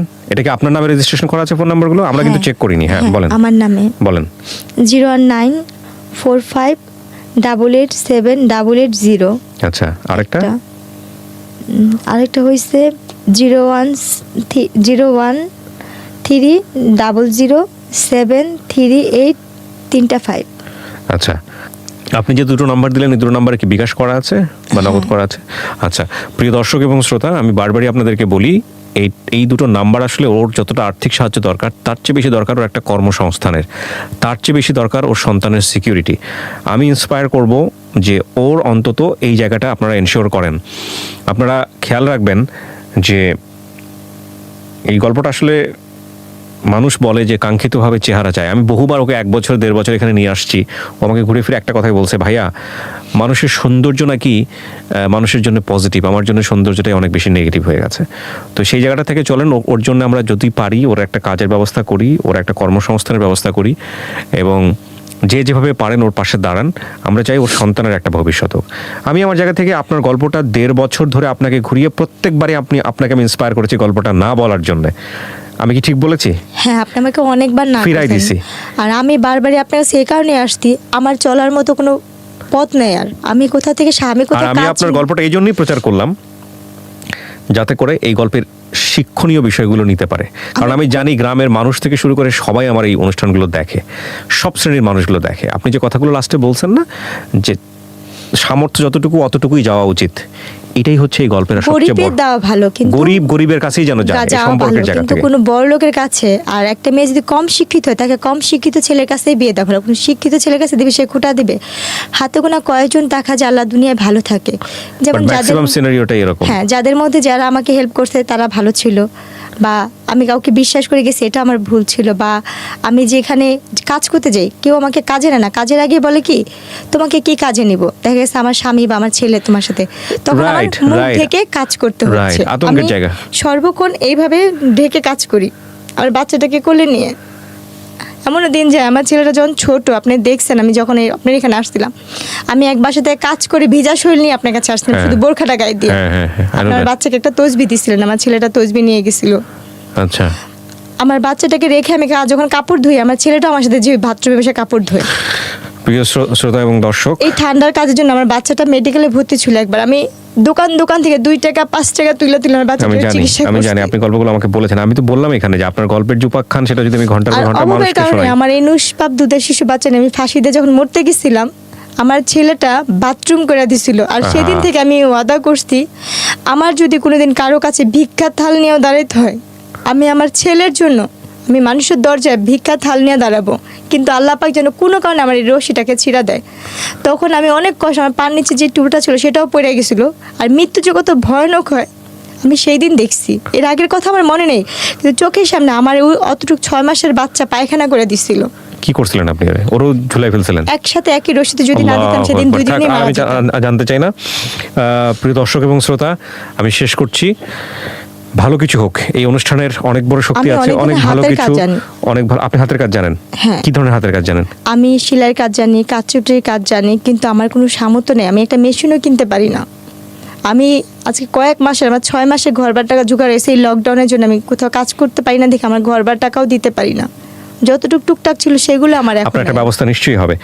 ভালো থাকুন প্রিয় দর্শক এবং শ্রোতা, ওর ভাগ্য পরিবর্তন হবেই হবে ইনশাল্লাহ।